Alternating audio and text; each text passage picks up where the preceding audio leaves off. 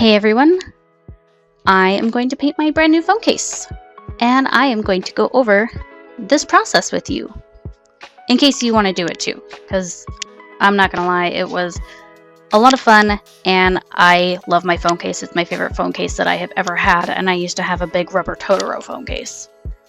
But this one is just, it hits different. So I wanted to share this process with you guys, just because who doesn't like the idea of having their own personalized phone case? I mean, come on, especially if you can do it yourself.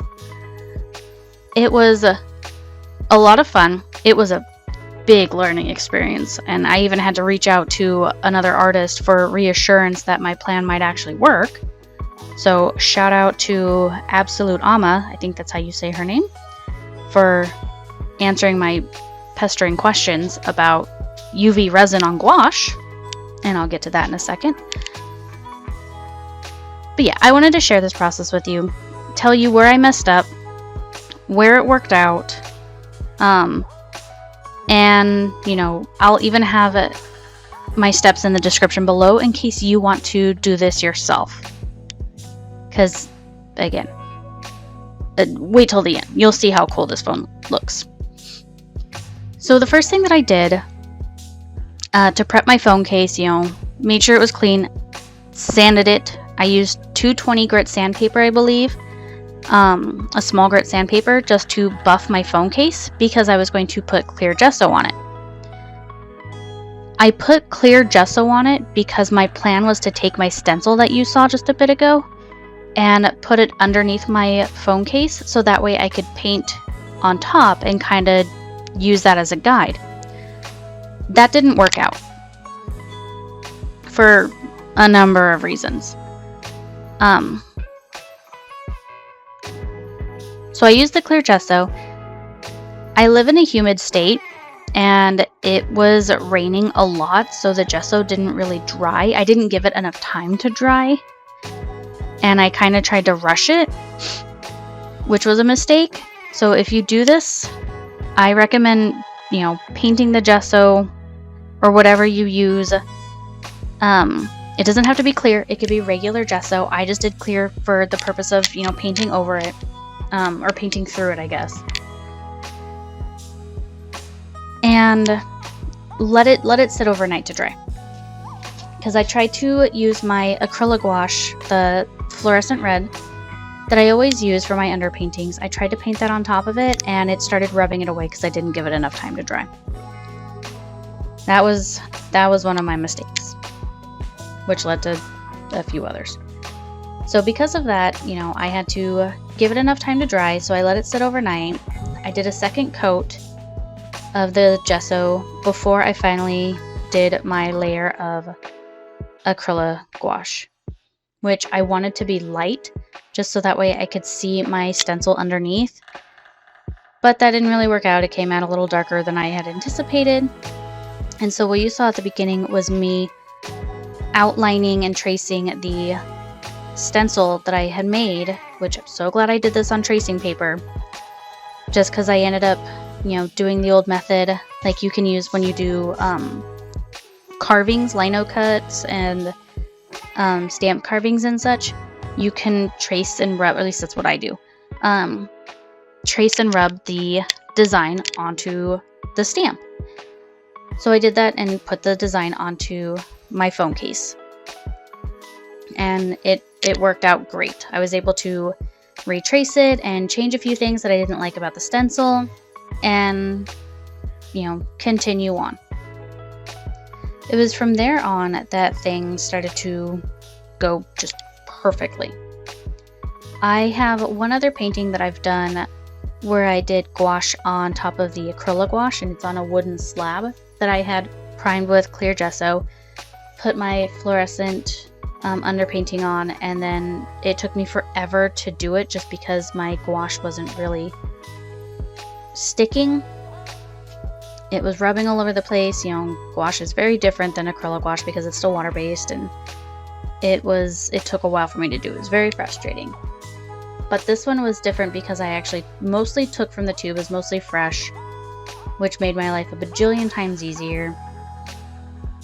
I did take 2 days to do this painting in 3 different sittings, just because I only have small windows to actually paint. When my toddler's napping or when my kids have all gone to bed, those are my painting windows. So this took me a couple of days to do, but I got it. It felt quick, just because when I got in the groove, it was just so fun to do, and I loved every bit of this except for the little bumps at the beginning.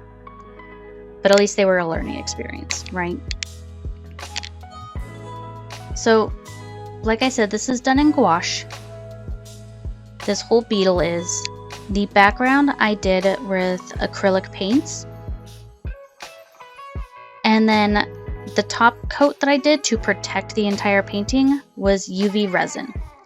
That was my plan, because I knew that using any of my sprays that I do, my fixative sprays that I put on my original paintings, wasn't going to work, because I needed this to be protected. So I used my UV resin that I use for my clay pins. And as I said, I reached out to another artist who I have seen her put resin, like she does little videos of her putting UV resin on her paintings that she does on different surfaces. So I reached out to her. She was very sweet. She's the nicest person. I've pestered her about things before, and I always feel so bad because I must have bugged her like half a dozen times for info.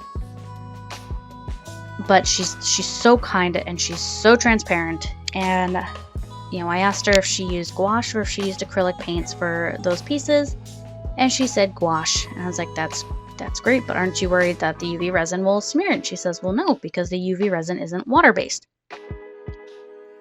So if you're like me and you're nervous about using resin on your gouache, well, UV resin isn't water-based, so you can do that. And later on in the video, when you see me putting the resin on, you can see my hesitation to do that. Because I was very hesitant to do it, because I just spent hours on this beautiful beetle and I was terrified that I was going to smudge it all and ruin it. But it did not smudge. Did not smear. It was shiny and sleek and just perfect. It's a little chef's kiss. Sorry you couldn't see that, but it was there. That's what I did at the end. I put the UV resin on. I have a little like UV resin. It's a UV nail thing that I got on Amazon that I used to quote unquote bake the resin. And I did that a couple of times, turning it because my phone case didn't fully fit in, so I'd rotate it. And I think I did it twice on each side. And then I just let it sit overnight in the machine, which wasn't on. I just left it there because I was tired. And the next morning, it was perfect. I was so excited to put it on my case. I was so excited to take pictures of it. I was like, oh my gosh, this is so pretty. I cannot wait to share this video. And, hopefully someone else decides to try this out. If not, I mean, that's fine. But if you do, and none of this makes any sense, I'm sorry. I'm really nervous when it comes to recording. I stammer so much. This is, I think, my 11th recording of my voice. I'm not even kidding. I record so many times because I feel so awkward. I get so weird, and I'm sorry. But I will have the steps down in the description. I will have names of stuff. I won't have any links or anything like that, but I will have the names of the things that I used and details and such on how I did this, my process and everything. So that way, if you want to, refer to it or do it yourself, you'll have that resource there. And yeah, if you do this, and you post it on Instagram or Facebook or something, tag me. I would love to see it, because that would be so cool. Or just send me a message with it, because I would love to see what you do. Anyways, if you could have anything on your phone case to keep around with you, what would you have? Would it be a character from your favorite show, or your favorite animal, or a picture that you just love, like family, friends, significant other, partner.